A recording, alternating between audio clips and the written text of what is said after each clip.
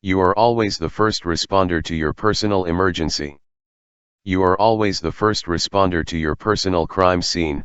You cannot outsource responsibility for your personal safety. This reality of course does not stop people from trying, especially by using common methods such as subscribing their household to armed response.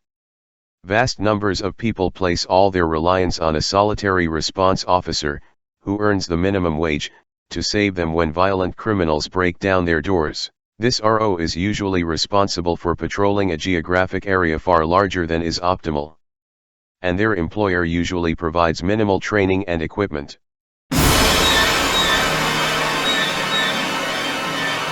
You are always the first responder to your personal emergency.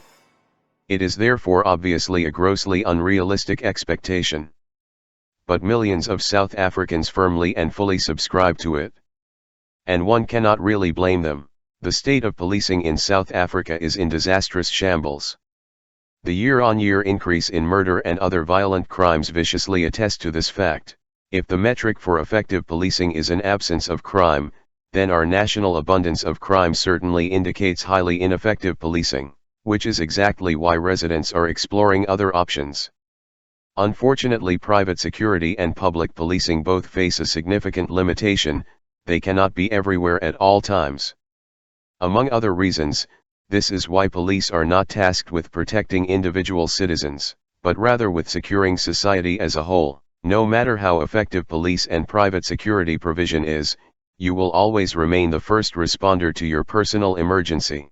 Nobody else can get to your crime scene before you, and the decisions and actions you take during the critical seconds can literally mean the difference between life and death. Invest in the mindset, skills, and equipment to save your own life. It is exactly for this reason why I advocate for people to equip themselves with the required mindset, skills, and tools in order to prevail over circumstances and actors that threaten their lives. Doing so, however, requires significant investment. It demands that you invest time, effort, and money into acquiring and developing new skills. Most importantly, it demands that you make lifestyle changes in order to develop a combative mindset. What is a combative mindset? Quite simply, it is the overwhelming will to do whatever it takes in order to prevail, for the purpose of saving your own life, and perhaps the lives of others. Your primary objective every day is to go home to your family in one piece. Cultivating a combative mindset is a key requirement to achieving this objective when life throws adverse events at you. Mindset is the most important element of your personal resilience, but skills and equipment are vital additions. They enhance your ability to respond speedily, accurately, and effectively to the particular emergency incident confronting you. Guns are the most effective personal defense tools. When it comes to personal defense, owning and being proficient with a firearm is a fundamentally important element. Firearms are the most effective personal defensive tools in existence. There is nothing else available that allows ordinary people to project force in defense of their lives to remotely the same result, which is precisely why police officers carry guns to protect themselves during the execution of their duties. Developing defensive proficiency with a firearm requires disciplined training and practice.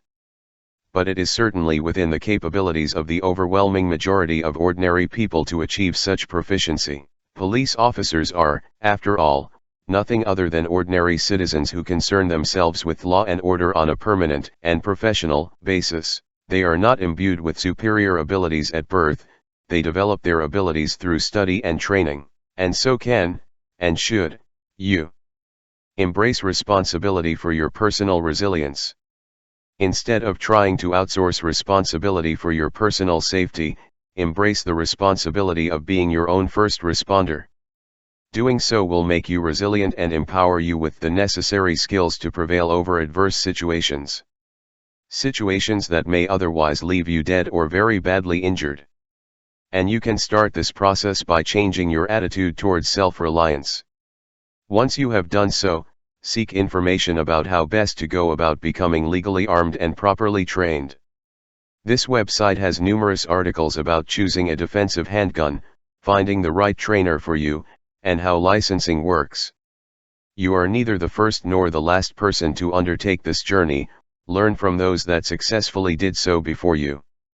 there is a wealth of knowledge and information out there, and much of it is free.